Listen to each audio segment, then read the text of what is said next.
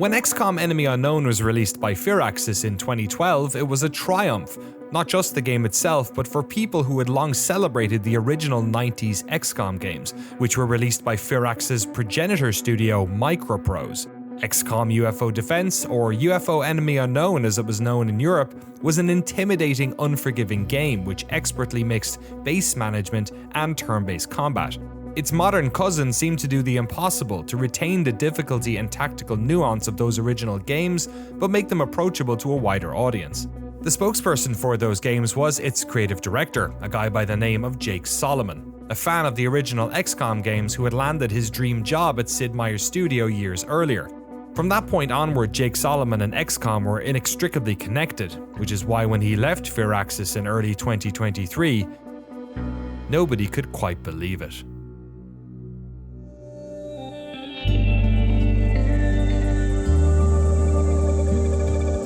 Hello and welcome to Dear Dwyery, the podcast where I, Danny O'Dwyer, explore the stories behind games development. Today in the studio, I sit down with Jake Solomon of Midsummer Studios about his career before, during, and after Firaxis. We talk about his work on the XCOM franchise, the difficulty in selling turn-based games, his decision to work on a Marvel property, and the challenge of finding the fun in Midnight Suns. We talk about what brought him to Firaxis and ultimately what made him leave, the difficulty in starting a new studio, and their plans to create a new type of game, a narrative-driven life simulator. I've interviewed Jake a few times over the years, but my deep shame is not getting around to doing a documentary on XCOM or Firaxis during the 2 years I lived in rural Maryland. So to break the ice, I started our interview with perhaps the most important question to ask any nerd living near the Chesapeake.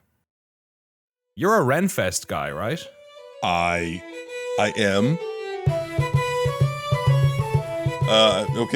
Yes, I am a Renfest guy. I'm a hardcore Renfest guy. My wife and I, we go every year. We go twice a year, in fact, because this is how hardcore we are. We go twice a year, and once we bring our daughters. So I have 3 daughters, so we bring them. And then once we go by ourselves or with other adults, which is a very different vibe, okay? It's a very different vibe. Yeah. What's the leave the kids at home version of Renfest? Is it just swigging ale? I don't know. What's the rating on your podcast? No. No. I've heard rumors about the Maryland Renfest and what happens after dark. I've never been there and I don't wish to go. I always wonder how people from Europe view Renfest. You must like you guys don't have like Colony Fest over there, do you? Like you guys don't go like, and here's the founding fathers, and they're like, whoa, I'm Ben Franklin, or America Fest would be cool, right? Like Western Fest, you guys could have like Wild West Fest, yeah. Well, the thing that a Renaissance festival that I'm always taken aback by is the fact that it takes place during not the Renaissance. This is it's the Middle Ages. This isn't this isn't Northern Italy. You're not having patronage of Leonardo da Vinci or whatever. Yes, everybody is basically Anglophiles, and so they just love. It's always basically Tudor, Henry VIII type stuff, and so. The girls, they love playing the games. They love seeing the people dressed up.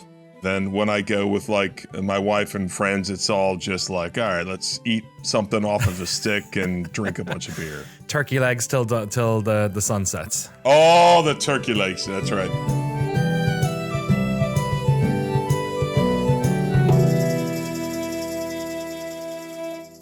All right, so did you grow up in Maryland? Is this something you've adopted, or is this something you grew up doing? I grew up in Kansas City, so I grew up in Midwest. I went to college in Oklahoma, where I met my wife, and then we moved out here for Firaxis. So the first job I ever had was at Firaxis Games. I've been out here for 24 years at this point. It's the longest place I've ever lived, I guess. It's the longest place I've ever lived. It's funny, though, because I guess I'm not from Maryland, but I mean, I've lived here almost a quarter of a century, so I guess I could claim it. I know they got a weird accent. If you're from, like the Baltimore, did you ever hear the Maryland accent when you're out here? There's a couple of them I felt. I felt like because it's such a different state depending on where you are. It's very true. Down in Pennsylvania Dutch, down southern, or if you're up in Baltimore or get down the ocean. That's right. Like Yeah, exactly. Baltimore's got this weird, they got this, the vowels are real, So yeah, it took me a while to pick that up, but yeah, I feel like a native Maryland person at this point. So more, if you had to choose between, Kansas City barbecue and Old Bay. Oh, well, I don't like sauce on my barbecue, actually. I'm more of a Texas barbecue guy. So yeah, I think I would pick Old Bay. I hate to say that, but yeah. You lived here for 2 years. 2 years, you said? I did, yeah. Okay.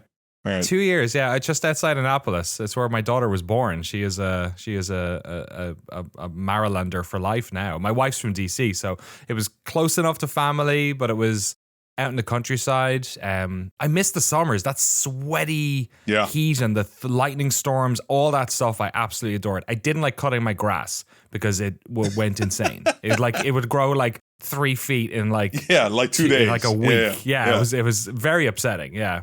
Where are you now? Now I'm in Petaluma in Sonoma County, so about an hour north of San Francisco. Okay, very, very reasonable prices for everything, I'm sure. Very reasonable local government. I'm sure it's... Yes. I don't criticize anybody's choices. I'm not here to, but what a choice. All right, yeah. Whiplash for sure. But I'm glad for it. It was a good experience. I really liked it over there. And as part of me, like we still have friends there during the summer. We're going back for a while to spend time with some of them. My daughter has friends that live over there still, even though she was just really. We moved back. Yeah, we had some close people we really liked, and it was the hardest thing leaving there was all the lovely folks we met. Yeah, it's good. I love it. Good time. I love it. So 24 years ago, you dragged yourself and your wife out to the East Coast. Yeah. For a job at Firaxis. So that tells me that you were somebody who was growing up enjoying those types of games. Were you a nerdy kid? Well, I mean, I loved video games. I mean, and Sid's games I played. In fact, I've told Sid this. I've told this story before, but like the first Sid game I played was actually a pirated copy of Silent Service, this submarine game that would crash when you torpedoed another submarine. It would crash, and I remember this game. Then as I grew up, I realized, that was one of Sid Meier's games, and that was definitely a pirated copy. So, I loved Sid's games. I stopped playing for a while, but then when I went to college, I was going to be pre-med. My parents are both doctors, and instead I ended up doing computer science, and that got me back into games. And so the one video game place I applied to was Firaxis, and even after I'd already accepted another job, they offered me a job. That's wild. What's the culture like in the Baltimore game dev scene? Because obviously you've got a lot of ZeniMax Online are there, obviously, and then I guess Bethesda Game Studios isn't too far away. Not too far. Yeah. Yeah, I mean, it all came from Microprose, which was Sid's original company that made, I don't know, a bunch of like flight simulators and the original Civilization and Pirates and Paperboy, and Microprose made so many incredible games. So out of Microprose came Firaxis, and then out of Firaxis came Big Huge Games, and and then my buddy Greg, Bit Reactor, they're down the road a little bit. We've started here. There's a lot of people, and as you say, ZeniMax, I could see them from my window. So yeah, there's a like really tight-knit Maryland dev community, which not a lot of people know about, but yeah, Brian Reynolds. Yeah, there's just a lot of good like developers that have been here in the area for a while. And what was the culture like at Firaxis? You were there for a long time. Did people tend to stick around? Like, what was the tenure like there? You obviously started, was it Civ 3 was your first game? And then obviously you were there for as a programmer for loads and made your way up. You were a creative director, right, on all the XCOM stuff. Yeah. Tenures were very long. I think that it's probably changed post-pandemic, right? When remote work is more possible. Right. I think that changed things. But, I mean, when I started, Firaxis was like 20-something people. But now, I mean, when I left, Firaxis must have been 200-something people. It was awesome. I mean, I loved it. It all came from Sid, who's a really kind person. And so he's like very warm. So the thing I remember about Firaxis, the thing I loved the most was not just the games we made there, but just a real kindness and a warmth. And people were very nice, and it was very family friendly. So yeah, it was was just a great place. And I obviously, like, I loved the games we made there too. I mean, that was a big part of it. A lot of us, we stayed there forever. Again, I was there for 23 years. I mean, I loved it. I think there are a lot of people there that I've worked with for decades. So yeah, a really good place that I look back on fondly.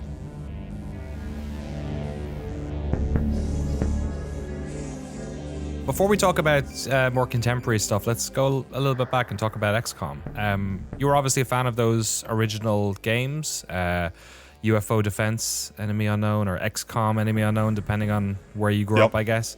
The Gollop brothers who made those games, you know, they're iconic titles and arguably the ones that those guys are most known for. You know, you were a fan of those games. What do you think in the games that you made?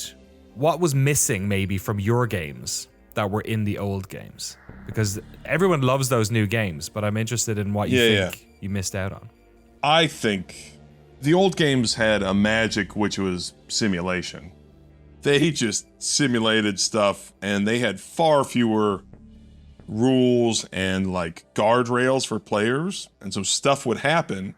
Now, I think what that would resulted in was a lot of players being like, what the hell is, like, what is going on here? But once you started to see past the matrix, you know, you're like, oh, these type of ships come at this time of the year, and all this simulated stuff, which was amazing, and even the combat, there was a lot of simulated stuff, which really, it made it feel more authentic, because you're like, oh, there's a real system working here. And I feel like the game didn't care about you as a player. Like, if you lost, you just lost. Like, the game was like, we're running a simulation. If you can tap in and beat it, great. And if you can't, like, we don't care. Like, we're not even going to help you. So it felt very authentic, and it was cool. It gave you these really high highs, I think, that modern games, and certainly the XCOMs that we made, we were much more about like, all right, what's the player experience like? Let's make sure that people understand what's happening. Let's meter this stuff out in a more reasonable cadence. And I don't know, I think in some ways the old games are more authentic simulation, and it's really cool, but to understand them, to really enjoy them, you have to do a lot of reading and understand, oh, this is what's happening. This is why all of a sudden this has changed in the world. This country left, you don't know why. And again, I think games like that could only succeed in that time period where it was like, well, there's not that many options. When you pay back then $50 for a game, you're like, well, I guess I'm just going to ride this thing out for like 3 months, because that's a lot of money. So I guess I'm going to keep trying. Nowadays, it's like, you're going to lose people. The original game would have lost people today in, minutes. Absolutely. I was young when UFO Enemy Unknown came out, but my overriding sense of it, and I really loved it, and I loved the atmosphere and everything about it, but it was brutal. It was so brutal. In one mission, your whole team is shagged, and you've got too many bases, and you don't know how to run them. And so what was so cool about that, the versions that you guys made at Firaxis, was that there were definitely guardrails, and you could see simplified stuff in the bases, and there was only ever one base, and the combat was there was a lot, like even just gating the amount of enemies that are going to come at you based on how far you're going into the level, all these things, but it still had that tone, and it still had challenge to it. But I found it to be a very interesting, almost comparative study between two eras of game design, because you couldn't have made that original game even in 2000 and whenever it was that your guys' XCOM came out. No, and I think the hope was to capture the spirit of it, and the idea, which is funny. I mean, the idea was that like your soldiers could die. You could always look back and pat yourself on the back and be like, what a brilliant move that was. But like, it was all just kind of like, I don't know. At the time, I just knew, I was like, well, that was what I remember from the original XCOM. I was like, soldiers have to die. But it was a hell of a design problem where it was like, well, that doesn't happen. Like, you have progression mechanics, like everything is kind of very well planned out. And you go like, well, wait a minute. You're saying that somebody you've invested like 10 hours, 15 hours in, and they have all these stats, they can just die? And you're like, that has to happen. But that was kind of a novelty. That was a novelty. And I think a lot of times it wasn't even about that actually occurring, because a lot of times you just reload the game, right? Let's be honest. But it created a sense of, again, authenticity, where you're like, oh, the stakes are real here. Like, my soldiers can die, which feels very different than maybe some other games at that time. And so, yeah, I think that elements of that original game were critical to what we did. But yeah, I mean, I consider myself, anybody who doesn't view the largest part of their success as luck, I think is lying to you, right? Like, sure, yeah, that sounds really smart in retrospect, but that's only because it worked. I don't know. What do you think it was then? You say luck, but luck is obviously, it's also like sort of opportunity meets timing or whatever, where right, certain things have to fall into place. What do you think it was about that time in video game releases that XCOM stood out? Because we did see a lot of there was an XCOM-essence after that, the XCOM Renaissance, where you did see a lot of these games pop up afterwards. There was obviously the Rabbids one. I know a lot of indie games like Frozen Synapse and stuff like that. Yeah, do you think just a lot of people hadn't been exposed to that type of game? Or what do you think it was? I suppose so. I think that for whatever reason, it caught on. I think there were a couple of interesting things at that time. I mean, a lot of people forget that when we were making that, there was actually another XCOM game that was being made before it was the shooter. You're right. So before we were announced, they actually announced the shooter version of XCOM. Hey guys, we're here at 2K's booth talking to Jonathan Pelling, creative director of XCOM. I mean, XCOM hasn't been around for a while. I was kind of wondering why you guys would resurrect it now. Well, it's just a great opportunity. We've come off Bioshock, and XCOM offers so much opportunity for expanding the first-person shooter genre. It kind of made some people grumpy because they were like, well, that's not what XCOM is. But we wouldn't exist without the shooter. Like, I think that shooter then provided us. Then 2K was kind of like, well, okay, then let Firaxis. I've been begging to make that game, and they're like, well, we'll get goodwill. We'll get a Firaxis game out of this. It'll be a strategy game or whatever. Right. So that kind of helped. It gave us a little pop when we announced. But yeah, I think Dark Souls. People always like all these things kind of happened at a time, like challenging games and. It was just kind of I think a confluence of things where turn-based tactics became more popular. Although, if you played JRPGs or Japanese games, turn-based tactics had been popular for a long time. So yeah, I think I guess in Western games after we made XCOM, which is very cool, then you started to see more turn-based tactics games, which was it's cool. There are a lot of XCOM likes, but I think that it's fighting over a fairly, a limited slice of the pie for sure. Right. Yeah. Do you think maybe that also doesn't help maybe when you guys sort of are first through the wall and then there's more of these games coming out? In a way, it sort of dilutes the broth for everyone who's in there?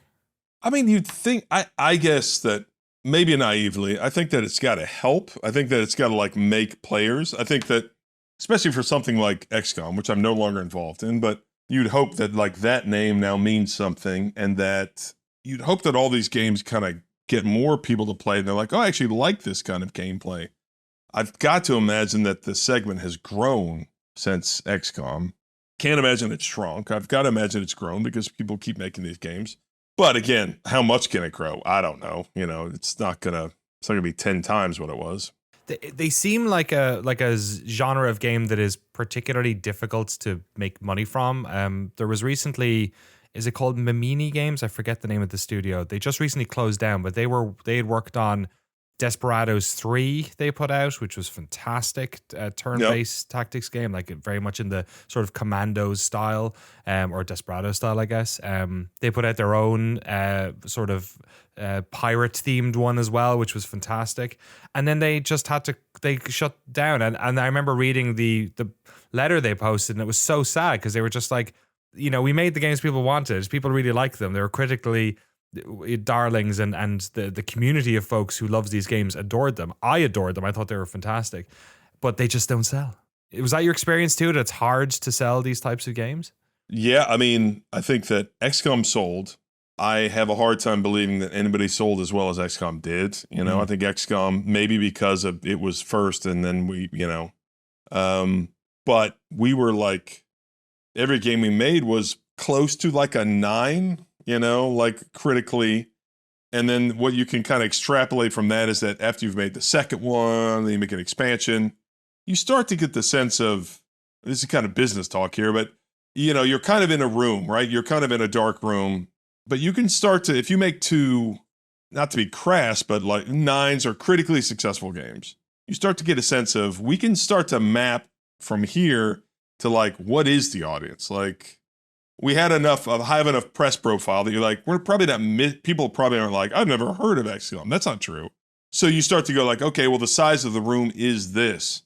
And for us to be very successful, we have to be the genre leader, and you have to make like critically very successful games, and then you'll hit this number, and you're like, well, that's great. That's successful.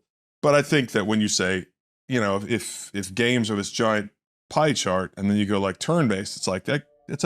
You start with a very small segment, and then you go like, and it's dark science fiction, aliens or whatever, and then they're like, all right, and you go like, okay, maybe we can get 70, 80, 90% of the people in there eventually. But yeah, I mean, XCOM was always successful. I mean, it was always successful, and then you throw the Marvel IP on top of that, and then boom, you're selling to 40 times that number. No, I'm just kidding. Back in the 90s, the original XCOM had a sequel, Terror from the Deep, which was set underwater, and a third game, Apocalypse, which was set during, And in the decade following Firaxis' XCOM, they too would produce their own spins on the formula. 2016's XCOM 2 takes place 20 years after the original game's bad ending, and had you leading a resistance against the aliens' global totalitarian regime. It also received an expansion a year later. 3 years after that, in 2020, XCOM Chimera Squad attempted to flip the script again by allowing you to build squads full of humans and alien soldiers. So when Firaxis announced that the XCOM team was going to be working on a Marvel game, there was a healthy amount of disappointment and confusion. The game that eventually came out, Marvel's Midnight Suns, was well received by critics but failed to gain consumer momentum after its release in December of 2022. The game was turn-based but leaned heavily on a deck-building combat system as players managed a squad of superheroes across a dynamic campaign. The game's hub area, a base located in an abbey, allowed the player's custom character to roam around in third person and interact with fellow superheroes. So did Midnight Suns emerge from, a desire within the studio to do something a little different after a bunch of the sort of pure XCOM games? Did it emerge from a deal? Did it emerge from what you're talking about, this pie slice, like trying to expand it a little bit by making, getting into a slightly different genre? I mean, I'll tell you, I'm happy to always just say exactly what it was. I was working on XCOM 3 at the time, an idea for XCOM 3 at the time. Underwater. Yeah. I'm sad to say my idea for XCOM 3 was not underwater. I know I alluded to that at the end of War of the Chosen, but I just did that as just a dirty trick to get people excited. No, XCOM 3 was not going to be underwater. But I was thinking about XCOM 3 and kind of thinking about the design of it. It was truly random. Marvel came to us and they said, hey, would you like to make a Marvel game? And I was a big time Marvel comics guy. Very, very, very hardcore Marvel comics guy. I read Marvel comics when I was a kid. I was afraid because I was like, I've never worked with IP. And I remember the first time I had a call with the Marvel games team to kind of suss out, like, was this really a real thing? There were two things that were really important to me. And the two things were, I proposed right from that very first meeting, I said, we're going to have a customizable character. And they're going to be a Marvel hero. I didn't even know what it was going to be, but I just said, we're going to have a customizable character, they're going to be a Marvel hero. Because I wanted them to either say like, well, like if they start getting uptight, I was like, forget it, it's never going to work. But they were like, that sounds awesome. And then I said, hey, the mutants are really important to me. I'm an X-Men guy. And so I was like, hey, I've got to have mutants. They hadn't had a lot of mutants in games and TV shows. Like they didn't own I think that was when Fox had the license or whatever. So they're kind of like downplaying the mutants. But I was like, I have to have mutants in my game. And they were like, okay, we can make that happen. And then they talked to me about XCOM, and they were talking about how they're like playthroughs and how they'd named people after people in the studio. They were talking about, they had complaints about like the final mission and some of the character classes. And I was like, oh, okay. So Marvel knows what kind of games that we make. Yes. And they were willing to like be open to the idea of, I was like, I want a customizable character. And things that I'd never seen them do before. And they were right off the bat, they're like, yeah, that sounds awesome. I remember I met with Garth DeAngelis, my EP, and Greg Furch, who was my art director, and I talked about it with them. I was like, I don't know about this. I really don't know about this. We were just about to start up X3, and I was like, I don't know about this. And then, like, that weekend, like, I think I even knew then, I was like, this is, like, once it got into my head, I was like, I have no choice. I must make this Marvel game. Like, all I did was start designing a Marvel game. Like, the minute they said that, I was like, I'm designing it in my head. I'll never walk this back. And then I was like, all right, forget it. Like, by Monday, I was like, forget it. We're doing it. We got to do Marvel. Yeah. And so, yes, then the hope, of course, was that, sure, maybe that's a wider audience and it's, you know, it's a way to kind of grow that slice of the pie. I had no intention to do anything other than turn-based because I wanted to have a team. And so for me, like, there's Ultimate Alliance and stuff like that. But for me, I was like, if you want a team of Marvel heroes, it's got to be turn-based so I can control all of them. So yeah, I mean, it was really them coming to us, and it just kind of got in my head. I was like, okay, we got to make a Marvel game. Nice. Welcome to the Abbey, home of the Midnight Sun. How did, I guess, you know, I don't know if you go from a blank piece of paper on this or if you're sort of moving from XCOM in a different direction, but obviously the combat in that game is different. The arenas are sort of more compact. It's more about the combination of powers that you're using, which I can see makes a lot of sense because it's like superheroes. You know, you're trying to like time your shots and use the right powers at the right time. And obviously there's cards too to sort of facilitate that. How did all that stuff come together? Was that, you know, did it take a long time to try and figure out what the game was meant to be and the ways it needed to be different from an XCOM game? Yeah. It took a really long time. I think that we thought that it would be XCOM with superheroes. I mean, maybe even at the end that would have been best, right? We didn't end up there, but it certainly would have made an easier development process. Like, we kind of thought like, well, we made XCOM. We're going to put the Marvel heroes over the top of this, but it didn't work out. It just felt wrong. We were like, cover doesn't make sense. Okay, well, you pull cover out. Fine. Moving on tiles doesn't make sense. So these characters can fly. Like, that doesn't. All right, let's get rid of that. And missing shots, like, that's... I already had, like, a lot of trouble. I was kind of, like, already noodling on the idea of, like, to hit percentage. I didn't love that. And so when it came to superheroes, I was like, well, that makes no sense, right? Like, Iron Man is not missing his shots, right? That just ruins the fantasy. Like, the fantasy is very important. And so we started pulling all this stuff out and we realized, like, yeah, XCOM design doesn't work at all. And so a couple designers and I, we sat in my office and we made like a tabletop version of a superhero board game. And a few of those ideas stuck towards the end, but really it was more about like, look, we've got to design a whole new game. And so pretty quickly on, we ditched all the XCOM stuff. Cards came on much, much later because what we designed was a tabletop, like, Marvel Hero Tactics game, which, you know, I don't know, maybe we should have stuck with. But cards were a better design for sure. Like, when the cards idea came along, then it all, like, really gelled design-wise. And I was like, this is it. Like, this is a very, very fun superhero tactics game. Has nothing to do with XCOM, really. At that point, it's turn-based, right? But we didn't have any of the same mechanics. It was just a completely different game, which was exciting for me. But yeah, for better or for worse, cards were the right design decision. One of the parts of the game that I enjoyed the most, for sure, was the hero sort of dating sim that's in there. I don't want to call it a dating sim. Relationship. That's what I call it. Dating sim? Oh, you do? Okay. I call it a dating sim, yeah. I like to come here, away from all the noise. It is heartwarming that I am not noise to you.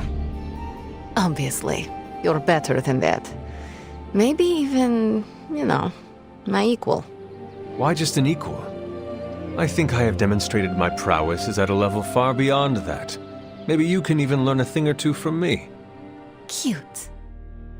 Obviously, we couldn't call it that, but and I want to. People always say like, "Oh, it was definitely going to be like dating," and then Marvel said no, and I said, "No.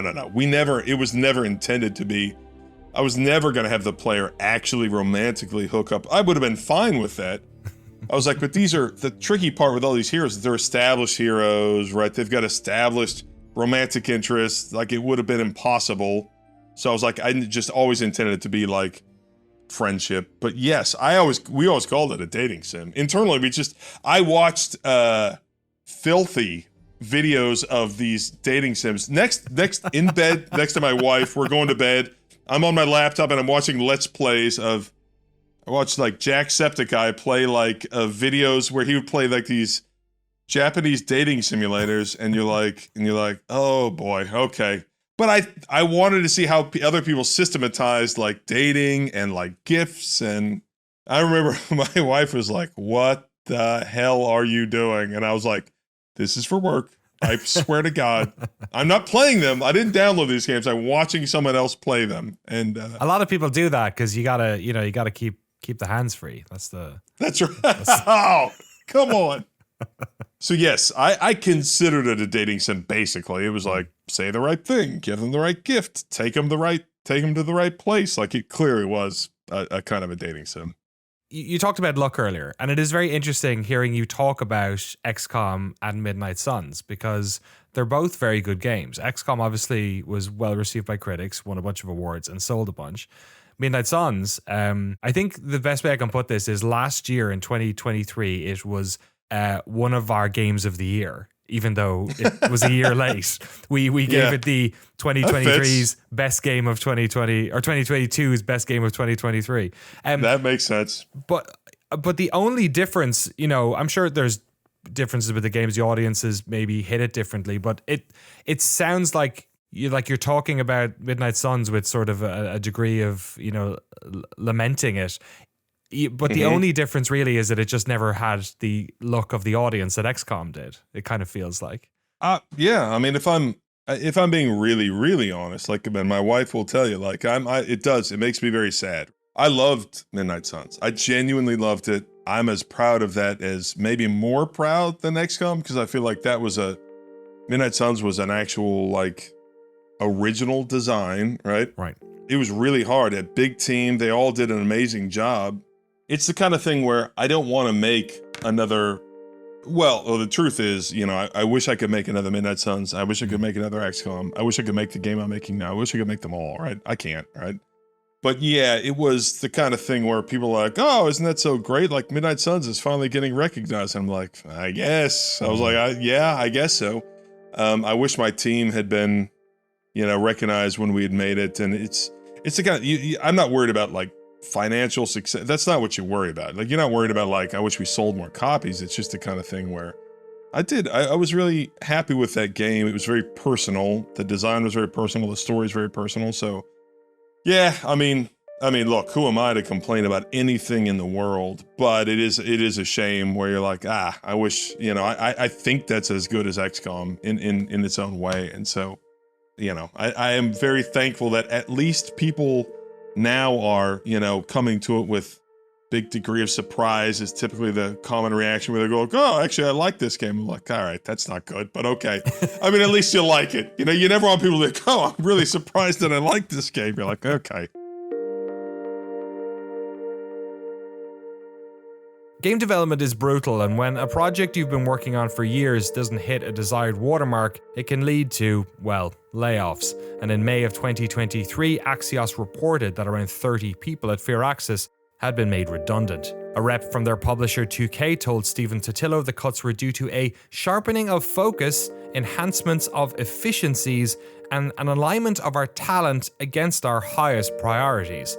What a mouthful. To me, that sounds like a studio that's going to focus on games they think will sell. Sid Meier's Civilization franchise is obviously one of those, and you could imagine that XCOM is another. But Jake won't be there to work on any upcoming XCOM games. He left to form Midsummer Studios to work on a new type of game. So what exactly led Jake to make the difficult decision to leave? Was it sort of always, I guess, the destiny to start your own studio? Because at a certain stage, you've sort of crept as high up the ladder as you're going to there, right? You're not, unless like Sid retires and you get the crown or something, you're never going to be running your own place. Was that part of it, or? Well, yeah. The other option was to kill him, And so I thought about that, debated for a long time. I actually Jake Solomon's Civilization 7 comes out and people are like, what? It's very Crusader Kings, actually, Yes. Yeah, and along those lines, the first person that we hired at my new studio was Ryan Meyer, which is Sid's son. All right, so I'm keeping it very, very much in the family. So, yeah, I would have been happy staying at Firaxis, I think, for a long time if I hadn't got this worm in my brain, which was the current game I'm working on, which it just doesn't make sense at Firaxis, and it's a very different game, and so if I stayed at Firaxis, that meant that it was another XCOM, which would have been awesome, or Midnight Suns, or something else in that vein. I think that makes sense. But when I got this game in my head, I just knew, like, this is not the kind of game to make at Firaxis. And the studio was changing, it was evolving, and so it was a good time for me to say, like, all right, I'm just gonna strike out and open a studio in maybe the worst funding environment that's ever existed in games. So I'm very happy to be talking to you right now, as opposed to just,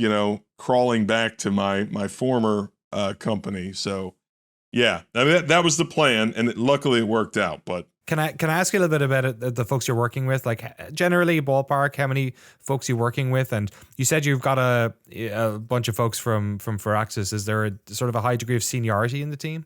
So, Danny, these offices, my new studio, we're all in office. These offices are the actual Firaxis offices where I started my career.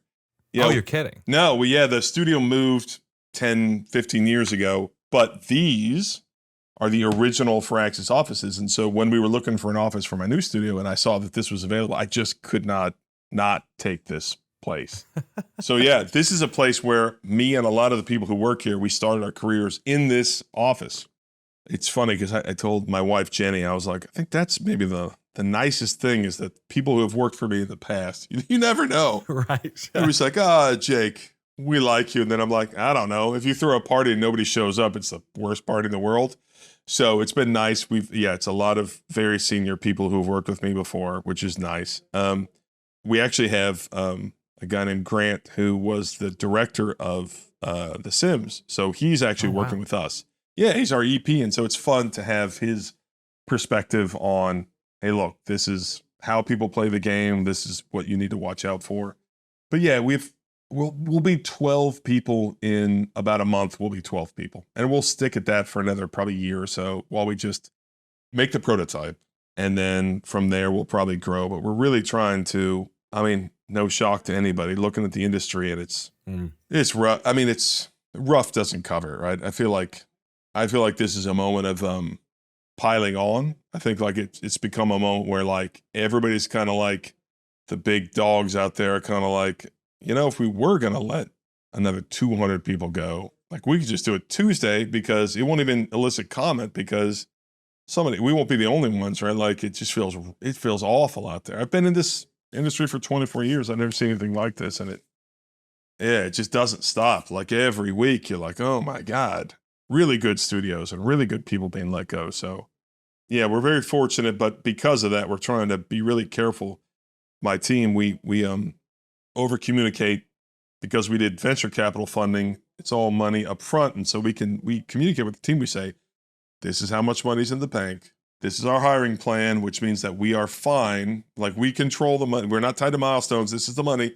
This is our hiring plan. We're good until here. So everybody we're very fortunate to be able to say like, we're going to focus on just making a game for the next 18 months, 2 years. And it's nice, especially when you're in the middle of, whatever the industry's going through right now. Do you feel in a safer spot because you've gone down that route? Obviously, there's been a lot of VC funding throughout the industry for, a number of 4 or 5 years. Kind of feels like you go back to some studios that have released games now that have come out of that. Does it feel safer, at least in the short term or medium term, or, as opposed to sort of publisher money, which is different, but comes with its own set of concerns? Yeah. I think you're right. It's pros and cons. I think that, there's not very much VC money anymore. So I think we feel very fortunate to be in this situation that we are in. But definitely in the short term, when you see that it feels like people are changing strategy at a high level, and at the developer level, you're like, sometimes it feels like they do that like, what's the goal this year, right? It's like, it's Game Pass. It's actually now it's this other thing. It's this other thing. It's small games. It's critical games. It's huge games. It's, everybody's retrenching because they're like, all right, now the pandemic numbers weren't really the real numbers. I don't know if any of that stuff's true, but you always see this sort of strategy realignment. And that's pretty scary for, I think, you got people who are junior environment artists and they're like, I've got nothing to do with that. Like, what is, and so I think to be in our position kind of sounds crazy that you brought that up. And I think you're right. Like, we're in a startup, but actually I think we're a little safer right now because we can see like, hey, we're going to stop our hiring at this point, which means we're safe for this long. And that's actually as good as you can hope for, I think, in the industry right now anyway. So yeah, the business of games is an interesting thing that, it's funny that it's because I think we all are like gamers and even me as I own a studio now. I'm a founder of a studio, co-founder, and the business is like my responsibility to my team, but we still are all like creators. Like what we want is to make the best game. And in fact, if the devil stood in front of me and said, I'll give you billions of dollars, I'll give you like the greatest game ever made, like I would take the greatest game every time, right? Like I just would. That's always been my guiding, but it is interesting to think that like it's not like we're a nonprofit. I mean, you have to make money. So it's an interesting thing to think about is, yes, it's a little crazy, but it's true. Yeah, I think we feel a little safer that way. Yeah, I was going to ask you because last year for just about anyone, like for people trying to get a publisher for their indie game, it was tough. I can't imagine how difficult it was when you're trying to get seed money for a new company. Was that a whole new experience for you, presumably as well? Yeah. That sort of depth of business management? Yeah. I actually think this is a potential opportunity for games where the business side is so divorced from the creative side, especially the publisher. You've got the publisher and their goals are generally, we want to sell the most copies we can. And then hands off. I mean, if it's a good publisher, then they're hands off on the developers. Like, we want to make the best game we can. And we also want to sell copies, but we're focused on the best game. And the publisher's like, we also want to make good games, but we're really focused on selling those copies. But there's not a lot of talk there. And you're kind of divorced from the business as a designer or creative. When at the end of the day, if there are business goals, they have to be. It's the thing I love about games is that maybe one or two have ever succeeded, but like it has to be a great game. Like it, you can have all the business goals in the world, right? But it's never going to succeed if you're not like, oh yeah, the game is actually incredible, right? So you could look at Helldivers or even Pal World, and you go, what the hell is, like you'd be like, what the hell is this? But you can always trace it back to like, yeah, but it's actually really, really fun, right? You can, even if you look at, let's say, Fortnite or something, and people can be cynical about that, but when you played Fortnite for the first time in the Battle Royale, and even if they didn't invent it, you're like, oh yeah, this is actually a really, really fun game experience. Like, it's nice that has to happen, right? Like, right. You can't market your way into a big selling game, which I think you can do in movies, right? Like, I think in other entertainment forms, I think you can do that. Games, like, you can't like sell people on something. Like, it's got to be a good game. Isn't it a shame, though, that even if it is a good game, that doesn't guarantee success? Well, that's the flip side, and I wouldn't know anything about that, Danny. How dare you? But yes, it might be true that just making a game that if people played and they enjoyed is not enough. Yes, I would say that is also true. And so, but I think that's the flip side, especially now. That would have been true maybe, 10 years ago, 20 years ago, I don't know. Right. But it's not now. I mean, I read about games. I maybe watch some Let's Plays. I watch people play games. How many do I play? It's like as much as I used to 10 years ago, which is not that many. But my God, every week you're like, there's this great game or there's this. And you're like, all right, well, I only have so many, I only have so much time. And now games, of course, I'm not saying anything, deep, but now games hold on to you for so long. Yeah. You're like, now maybe I play even less games than I used to. And so it's tough. You can't just make a game where like, oh, that's really fun. Like, that's definitely not enough. Jake had been talking to the press recently about his new studio and vaguely about the game they're making. I wanted to get a little bit deeper and understand what elements of the games he's worked on in the past share connective tissue with this new project. To me at least, the strongest link was the ways in which his games have handled relationships outside of combat, especially in Midnight Suns. Just in light of sort of, your new studio and the project you've been talking about with the press this past week, I find that aspect of Midnight Suns sort of telling maybe of an interest that you have that is outside of combat, that is more to do with, social engineering or storytelling or that type of stuff. Is there any connective tissue between that and what you're working on now, just in terms of even the tonality of it, the way in which you design systems like that?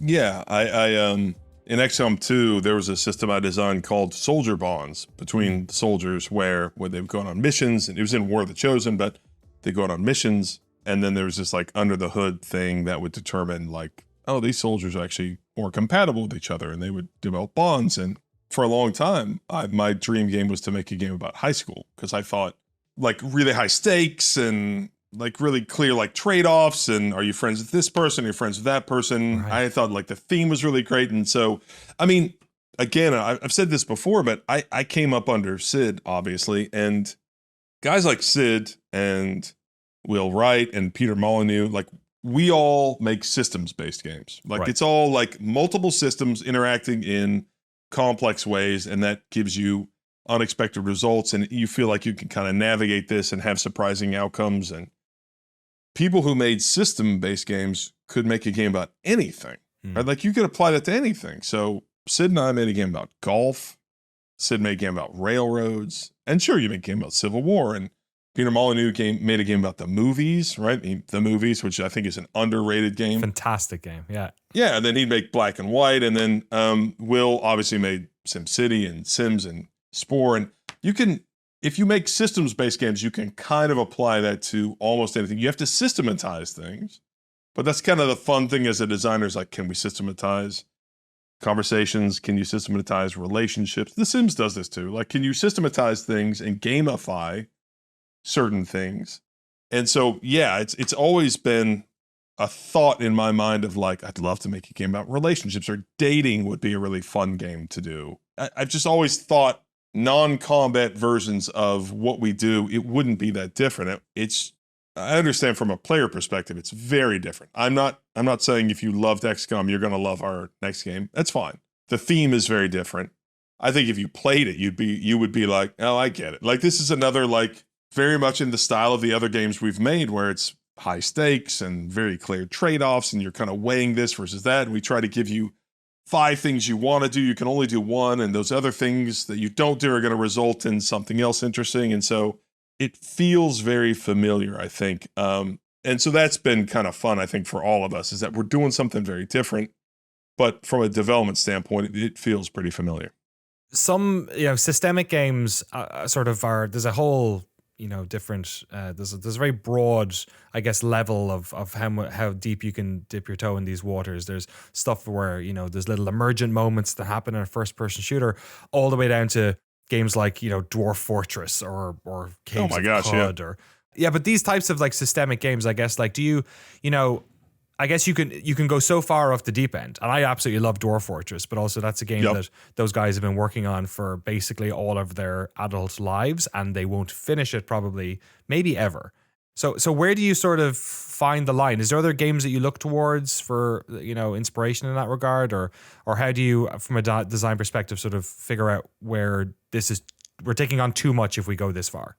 That's a very good question. I think that, again, not to be trite, but, something that Sid always said, which always stuck with me, and I always say to people now, which is, who's having fun, right? He would ask me, who's having fun right now? Because as a designer, especially a systems designer, you could find out, like, I'm having fun. I'm like, I just modeled this system that, this is how much rain fills up in the rain barrel and blah, blah, blah, blah, blah. But the question is, does the player even give a shit? Like, is that add any fun to the game? Or are you just kind of like doing some sort of masturbatory design? And so I think that's one razor. And the other one for us is we're really, really focused on story, which allows us to also differentiate from The Sims. Like if we wanted to make a life sim to directly compete with The Sims, I'd need a lot of people, right? Like it's a very big game, right? And they simulate a lot of things, and it's great. The game is amazing. But for us, we're saying, look, what matters to us is it creating interesting moments for the player? Are we recognizing when the player does something dramatic or surprising? Everything for us is focused on what is a good story element, and let's inject interesting story elements, and let's put interesting conflicts into the player's daily life to where they're having to navigate these things. So allowing us to kind of having some guiding star, which for us is story, that kind of helps. Again, it's emergent story. It's not written story. And so that allows us to like focus in and say, all right, well, this would be awesome to have, but we're going to deprioritize that because we've got to focus on this element of it. So you try to make sure that you're always focused on player experience. Is what we're doing adding to their experience? And then two, is it helping the player write story? That's how we think of it.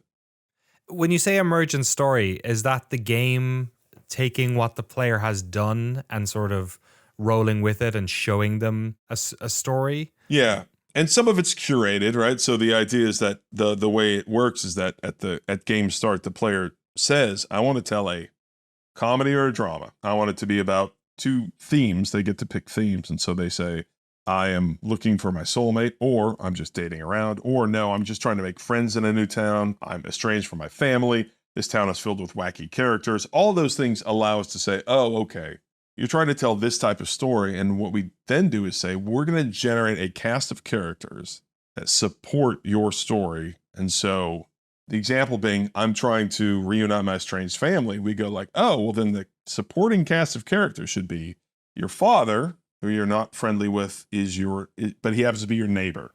Right. Your sister, who you are friends with, she's your coworker.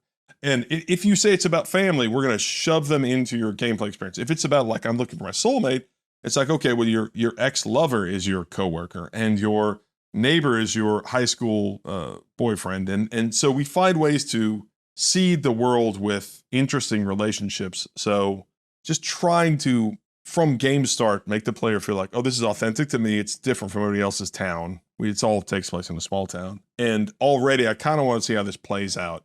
And the player, even at game start, they can say like, no, I don't want it. I can change these characters, change the way they look. I can change the relationship to me. So the hope is that you kind of precede, the player tells you, if this is a story I want to tell, you precede the world with a cast, and then you choose what storylines to interject into their daily life to make it feel like, oh, actually, I'm telling this story. I said I wanted to find a soulmate.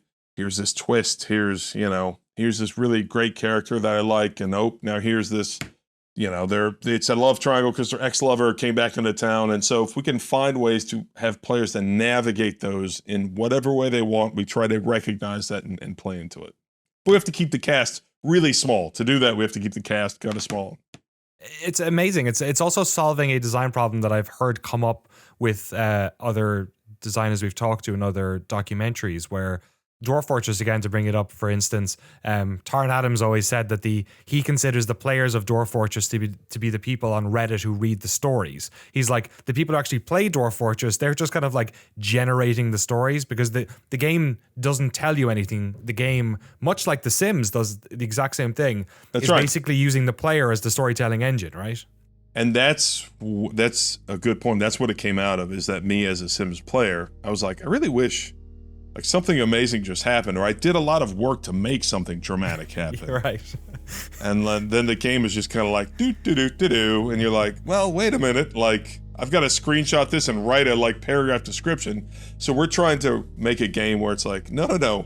Not only do we recognize when something big happens, we're trying to set up big things to where you're like, ooh, this is very dramatic, and my romance went this way, and my family relationships went this way, and my work went this way. So yeah, we're trying to elevate story inside of a simulation, which again, it's difficult, but it has been really, really, really fun for all of us to kind of work on.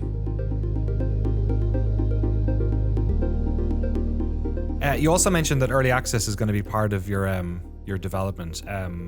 There are so many reasons why any one game would go into early access. There are sort of like PR reasons and budget reasons and all that. From a design perspective, though, is this sort of a part of like wading into this new ground? Like you kind of do need a bunch of players to play this and get feedback on it, or? No, exactly. Right. Like, I think this is to me, it's a clear, I think we all were like, yeah, this is definitely early access, right? And it was like, yeah, because we need, a game like this won't survive without community. Right? We're hoping to keep the studio small enough.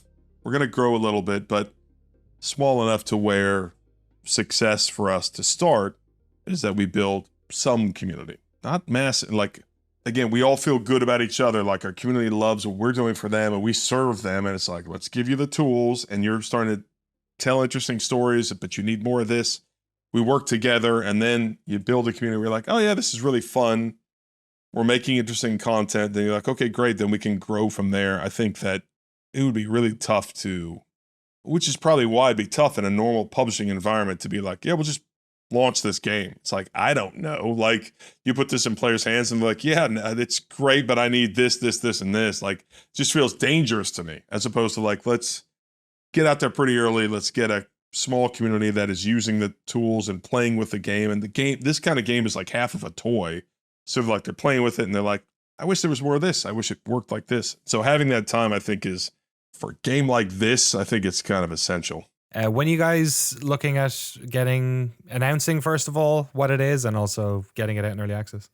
I think the plan right now is that we're going to make a demo that we'll show sometime next year. And then from there, that will tell us how far we have to go. So I think it'll still be like a couple years probably. But yeah, we're at work on it now. It's standard game development. Like, as a designer, it's 2 days of tragedy and 1 day of joy. One day we're like, oh my God, that's the best thing ever. And 2 days we're like, I'm a fraud. And everybody's about to find out why. Like, this is it. I've done it. I finally set myself on the Titanic of game design. And it's just gonna, and then you'll have 1 day we're like, oh my God, actually that works. And that's great. And this actually is going to work out. So you've seen, actually, Danny, you've seen more than anybody probably, like the highs and lows of where early development is. That's where we are. So, right, you're in the thick of it. It's a Friday afternoon. It's probably your last thing you're doing today. You have to knock off your unearned imposter syndrome you were talking about. What are you looking forward to doing during the summer? What's the Renfest plan this year? Do you would wear the same thing every year, or do you mix it up? Well, I only wear normal clothes, and my wife, of course, she is always like, no, I'm not going to dress up. And then about 5 ales in, she'll come back with some sort of crazy outfit. I'm like, oh my Lord. There have been multiple Renfests where I'm like, what? Where did you get that? She'll be dressed up as like a, tavern wench or like a, so yes. But yeah, summer, we actually have our company. So I'm Scandinavian actually. So, which is why the company say Midsummer. I don't look like it, but I actually am. So our company will have a midsummer party in a little over a month or so. And yeah, the plan is to just kind of make an awesome prototype and just see what happens. Excellent. Are you going to somewhere in Norway, Finland, Sweden for that, or are you doing it local? Wait until we've released a super hit game before I fly the company to Norway. Massive thanks to Jake Solomon for taking the time to talk to me last week. You can learn more about his new studio at midsummerstudios.com. That's SUMMER, not like the Ari Aster movie. Dear Dwyery is produced by Jesse Guarascia, who worked his ass off to get this one turned around in less than a week, so thank you very much, Jesse. Dear Dwyery is ad-free, and we rely on our audience to promote the show. So if you've enjoyed this episode, please help us out by giving the show a positive review and maybe consider spamming all your followers on social media. You can also support the show directly along with all of NoClip's other work by becoming a patron over at patreon.com/NoClip. Thanks again for listening. We'll see you next time.